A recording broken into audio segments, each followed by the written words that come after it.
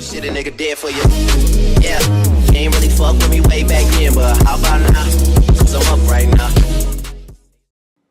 Hello guys, what's up? I'm back here to another video. JCA77 here. Hope you guys are all having a great day. So anyway, today, as you can see, we're here on MB Live Mobile. I know it's been a while since I've recorded anything on MB Live Mobile, and today is actually not even a video on MB Live Mobile content or whatnot. It's just going to be used for background information while I do talk about MB Live Mobile, so that's also going to be a very important thing. So if you guys don't know, MB Live Mobile is going through a complete major revamp here for the 2016-2017 NBA season. They want to get out some new, fresh content, because right now, there's obviously NFL games going on right now. Whole NFL season's going on, so obviously Madden Mobile has a little bit of hype. FIFA Mobile just recently released, not so sure about Worldwide yet, but obviously you have hype in there. And NBA Live Mobile has been kind of dead, nothing really new about it, so obviously they're going to be changing that up within the next few days or so. But anyway, what I'm going to be discussing about is pretty much the Courtside discussion video. So if you guys follow on Twitter, Cornell Gunter, he's one of the EA Sports Mobile representatives, very great guy, and he actually made a video on his YouTube channel about Courtside discussion, which is pretty much what's going to be happening in this whole new revamp here. So I pretty much just broke down that 16-minute video into a much more concise way, so you guys know what's everything about, and so you guys get every clear detail on what's going to be happening throughout that video. But anyway, I'm just going to have gameplay running around in the background, so you guys can just ignore that for now. But anyway, I want to also thank BenMM for making today's thumbnail. His link is always down below. Make sure you guys go ahead and check out his channel. But anyway, if you guys don't know, the whole major revamp thing is actually broken down into two parts, like this video. I'm going to be breaking this into two different parts because obviously there's going to be a lot of stuff to talk about here. So the first part is going to be happening on Monday, September 26th. So obviously it's kind of a bad timing because a lot of you guys, including me, have school on Monday. So obviously I'm not probably going to be playing until after school or whatnot. But if you guys don't know, it's going to be happening on Monday, September 26th. The second date will be the day right after, Tuesday, September 27th. So it's going to be back-to-back new stuff. And what's going to be happening on Monday, which is what I'm going to be discussing in this video, is a gameplay improvement. So if you guys don't know, right now, what you guys seeing on the season game right now is going to be all ancient. They're going to be completely vintage. Everything's going to be completely new. And if you guys did see my trailer breakdown video, that's essentially what you guys will be seeing in the game, but just implemented on the game. So I'm not entirely too sure how they're going to do it, if it's going to be just an automatic update that's just going to happen, like once you open up the game, it's already there, or if it's something that you have to actually physically download on the App Store. But anyway, on Monday, there's going to be a complete new user interface. If you guys saw the trailer, you guys saw everything looks new. The whole new live events map, head-to-head format looks new. The whole app looks new, okay? Even the way they display teams, obviously, that's all new. And all the new content I'll be discussing in the part 2 of this video, which will not be released maybe later today. It really depends. But anyway, also, we're going to have a bunch of new gameplay improvements. And the major thing that have been implemented in this game is alley-oop. So you guys will finally be able to alley-oop to a bunch of your players. And alley-ooping is awesome, honestly. In 2K, you probably alley-oop like all the time. Alley-oop and three-pointers, that's probably the go-to way of actually scoring. But anyway, in order to do an alley-oop, it's a lot different. It's not like a separate button on the bottom right here, like your drive button, your shoot, your pass button, or whatnot. It's actually when you're actually in the fast break or whatever motion you are in, you'll actually see a player with a little basketball on top of its head. So it's going to be a little basketball icon, and that's when you'll know that you're ready to do an alley-oop or not. So essentially when they're running towards the hoop, like say if you're Chris Paul or whatnot and DeAndre Jordan is running towards the hoop, what you're going to want to do is actually press that basketball icon on top of his head, and once you tap that icon on top of the head, you can actually throw it to him, and you know when it's going to be a good timing pass. And to actually physically do an alley-oop, what you're going to do, let's do a physical thing here, right here. I'm going to un-autoplay this here. If you guys see, if I'm actually on offense here, let me go get the ball very quickly here. So I do apologize for this little pause or whatnot.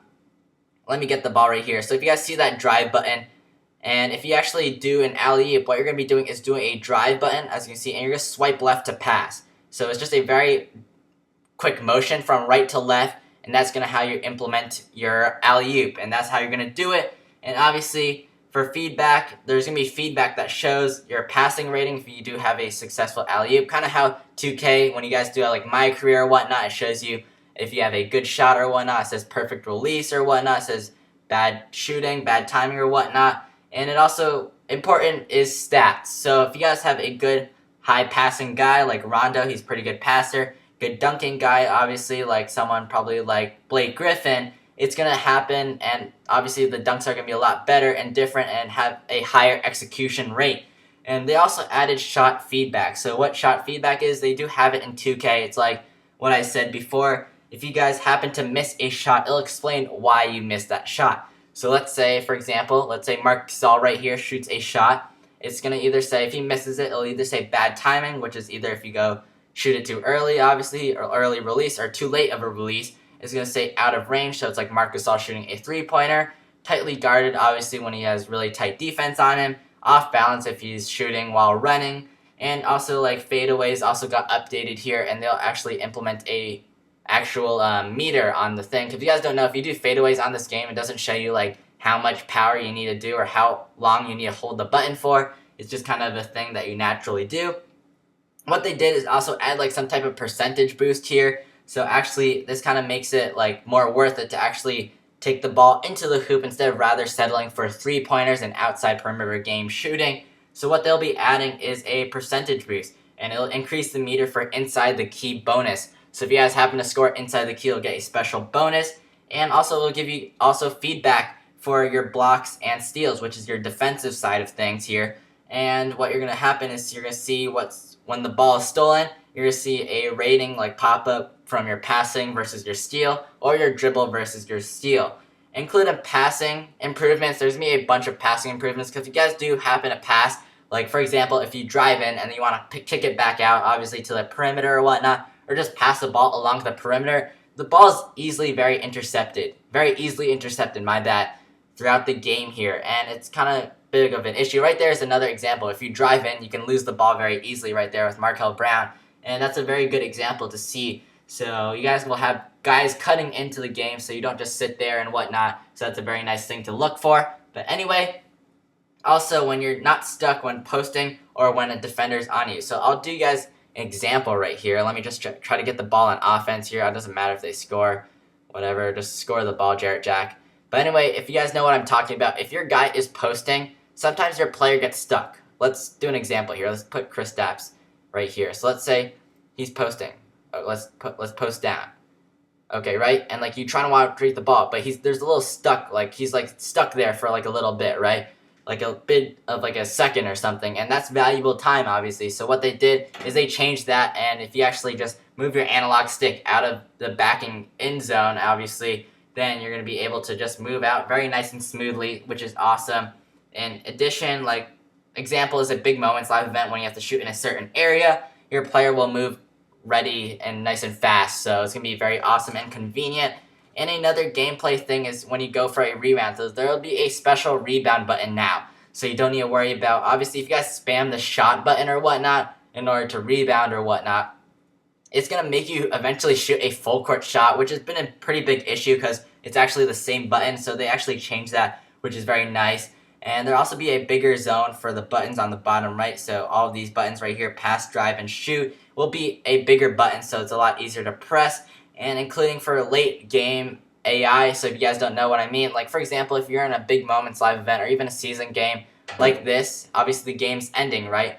The Brooklyn Nets, say if you guys have the ball, right, you're winning by 3 to 2 points, 2 to 3 points, and you just drive with the ball. If you guys don't know, in the middle of a game, if you guys just stay there in the court, they won't try to steal the ball. But right now, they actually implemented something in the game that will actually physically make the players go after the ball, double team you up, and actually play tight defense to try to win the game. So instead of just sitting there, obviously you guys know everyone does that in order to win the game. But they're actually going to be pressuring you, which is something else that they're going to be adding. So that's pretty much all the gameplay stuff that's going to be added into the game. So it's pretty much just a bunch of improvements from last year's, including an alley-oop button, which is awesome. Very excited to see that. But anyway, for the next part, you guys will be seeing that in a separate video. I'll be talking about all the new content. If you guys know about the rookie lineup and whatnot, I'll discuss everything about that then. But anyway, guys, hope you guys do enjoy this video. If you guys don't mind, drop a like and subscribe if you are new. And I'll catch you guys next time with another video.